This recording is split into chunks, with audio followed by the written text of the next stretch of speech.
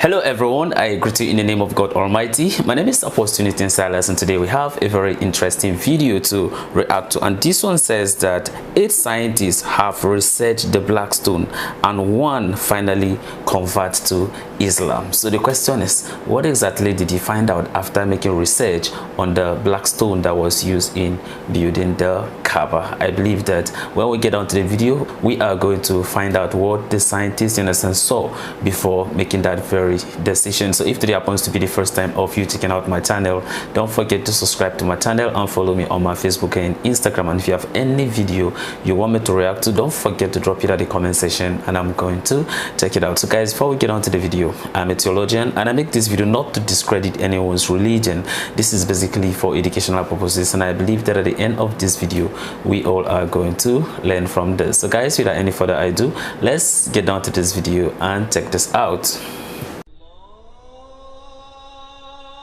Friends of Islam, this time Islamic circles are back in front of you to share Islamic information, hopefully inspiring your activities today. And don't forget to click the subscribe button and activate. Hajar Aswad is a sacred stone located in the eastern corner of the cube-shaped building known as the Kaaba.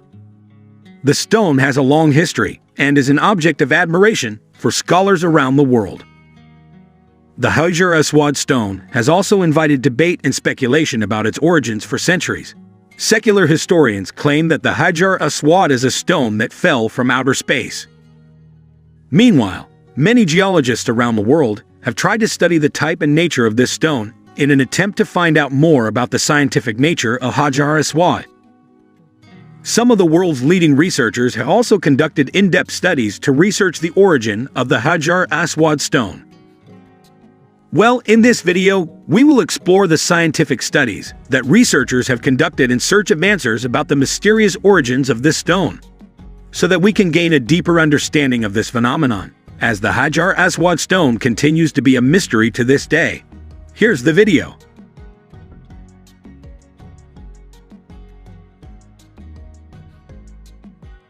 Hajar Aswad has a rich history and myths, making it a very important stone in the development of Islam, from the time of Prophet Abraham to the time of Prophet Muhammad. Hajar Aswad is believed to be a stone from heaven that was brought by Prophet Adam when he descended to earth.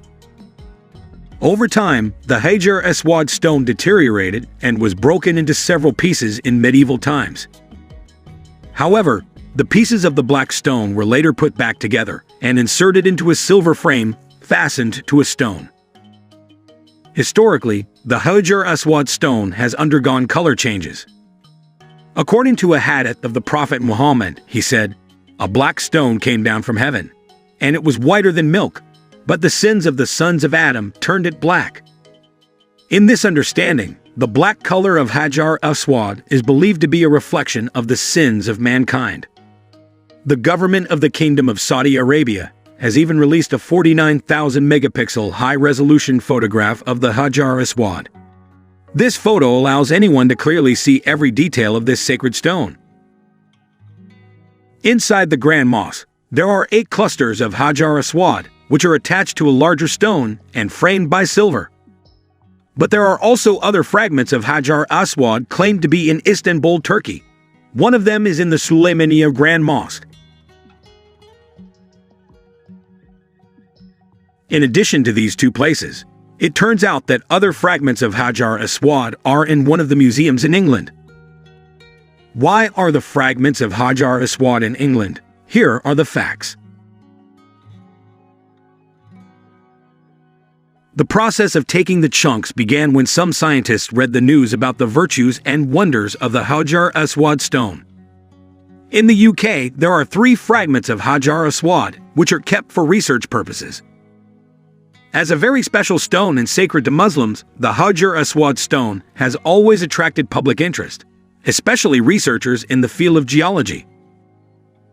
Over time, various experts have conducted research to seek a deeper understanding of the physical characteristics of the Hajar Aswad stone.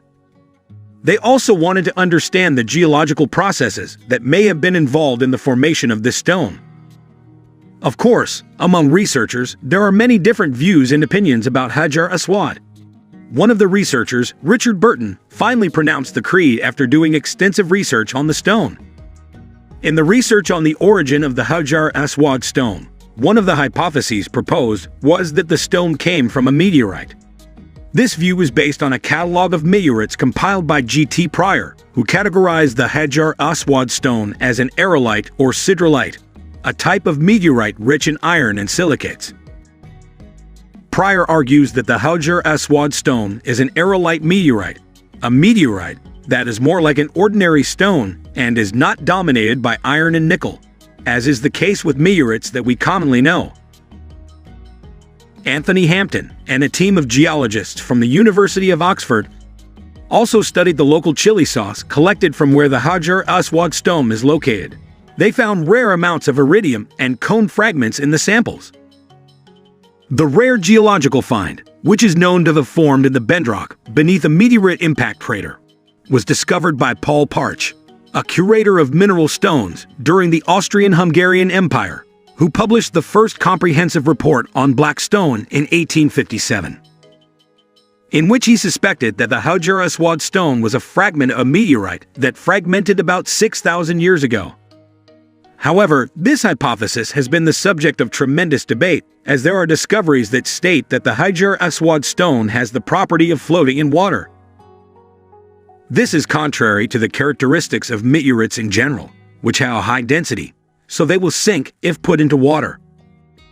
In 950, the governor of Mecca, Abdullah ibn Makim, tested the stones suspected to be the Hajar Aswad stones, stolen by the Ismailiya Karamitha sect 22 years earlier, and found that they could indeed float in water. This finding shattered the view that Hajar Aswad was a meteorite. In addition, all scientists have not found meteorite rocks with the same characteristics as the Hajar Aswad stone, so this stone cannot be definitely attributed to a meteorite. Nonetheless, this hypothesis remains one of the viewpoints in the research on the Hajar Aswad stone, and researchers continue to study the properties and characteristics of the stone to gain a clearer understanding of its origin. Another hypothesis that has been proposed in research on the origin of the Hajar Aswad stone is that it is a volcanic rock, specifically pumice. These rocks are formed from volcanic eruptions that produce magma with a composition rich in silicon, CO2, or acid igneous rocks.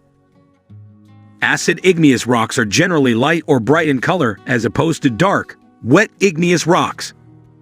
A study conducted by the United States Geological Survey said, Hajar Aswad is probably obsidian from a lava flow common in one of the Harit or volcanic fields, found on the western Arabian coast. Meanwhile, researchers Robert S. Dietz and John McCone from the Department of Geology at the University of Illinois in the United States said, Hajar Aswad is not derived from meteorite rock, but is a ringstone, which is one of the minerals formed in the earth. He said, diffusion bands and other physical appearances indicate that it is agate. In this context, some scientists note that the Hajar Aswad stone has similarities with pumice. Pumice rock generally has a light or bright color and is mostly composed of pores that result in a very low density, less than 1 gram per cc. This phenomenon is in line with reports that the Hajar Aswad stone can float in water. Pumice stones are generally formed in violent explosive eruptions, with an eruption scale equal to or greater than 5 volts, one of the characteristics of which is to produce a caldera. Such volcanoes are common in Indonesia, so it is not surprising that pumice appeared in the 1883 Krakatau eruption or the 1815 Tambora eruption. However, there are challenges in attributing the Hajar Aswad to pumice in the context of the geology of the Arabian Peninsula. Volcanism in the area generally produces wet igneous rocks, not acidic igneous rocks that produce pumice. Volcanoes in the Arabian Peninsula fall under the category of basaltic volcanoes, which produce dilute basaltic magma and tend to form wide volcanoes with low conical peaks. In this context, it is difficult to find a connection between the Hajar Aswad stone and the volcanic rocks of the Arabian Peninsula.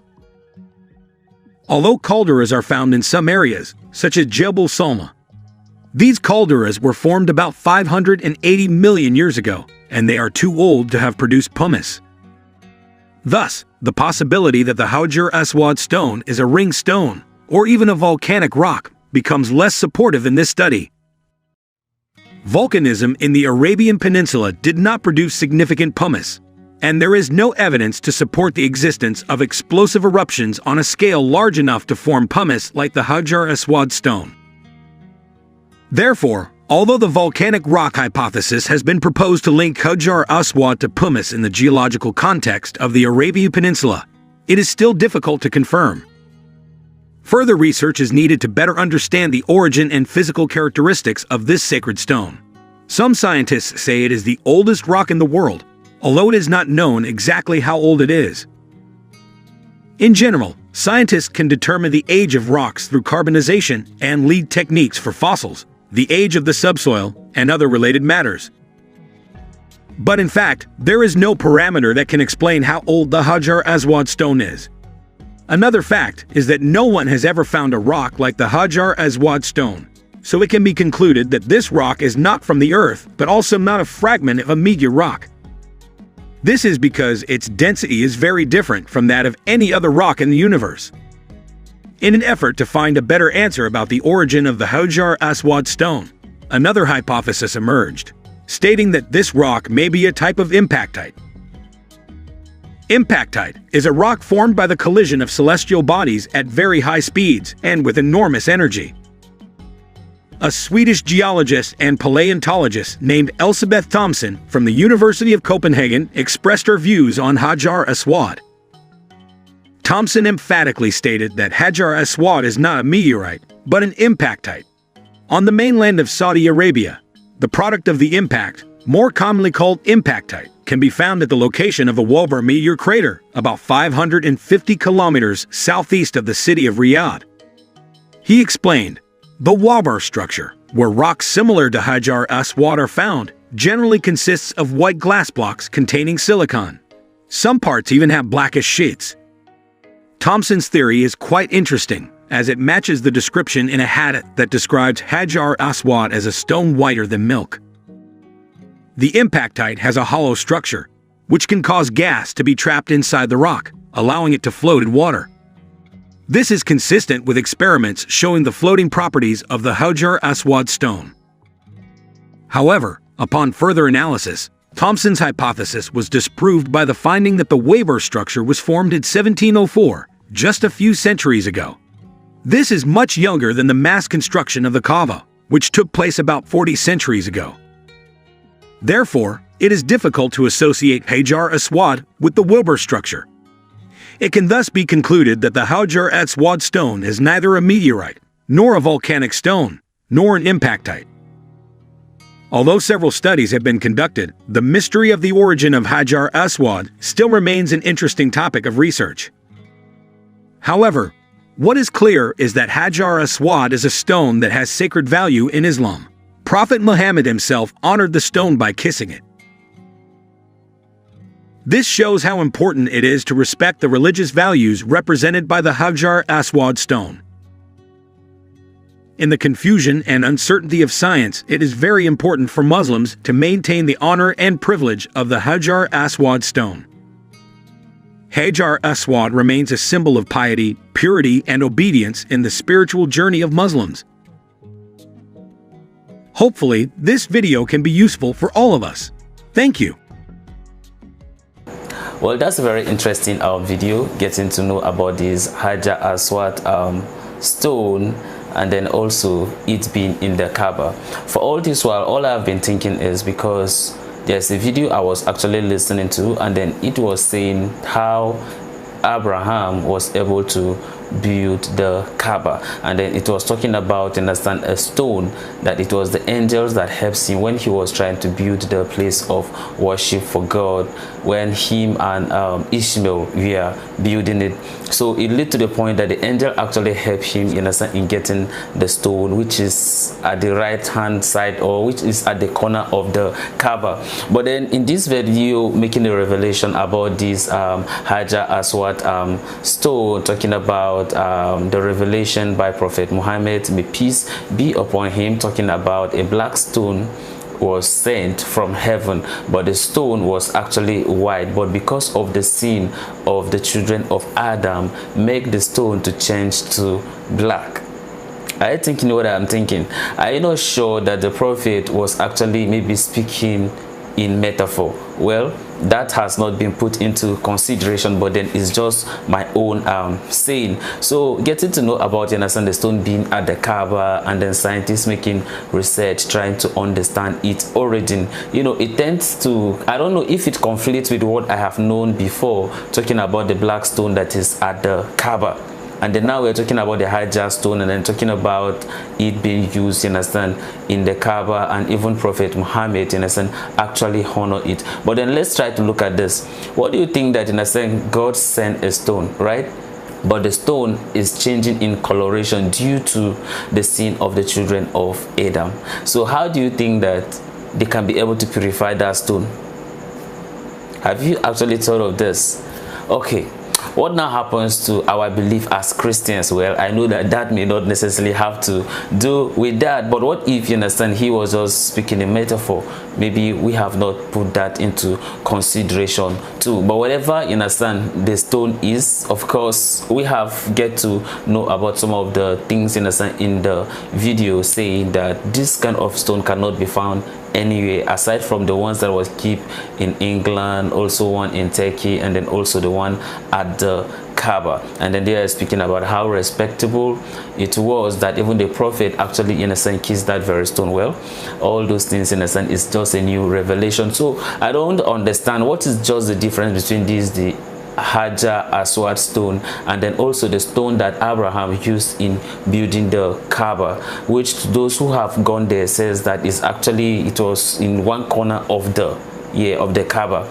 So what's the difference? Because in reading this video, it shows that this Hajar Aswad stone, in a sense, is also there. So is it that there are two stones that, I don't know, you know, it's up to you, for you guys to kind of educate me concerning this. Because for all this, so when they talk about, you understand, the black stone, I always think about the one Abraham, you understand, used in building, which was said in one of the video that it was actually the angel that actually helped him in picking up, you understand, that very stone, you understand, when he was building the place of worship.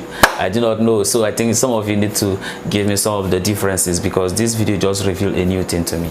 So this is the end of my video. If you like my reaction, you should like, share, and subscribe. If you have any video you want me to react to, don't forget to drop it at the comment section, and I'm going to check it out. So guys, you remain blessed, and I see you in my next video. Bye bye.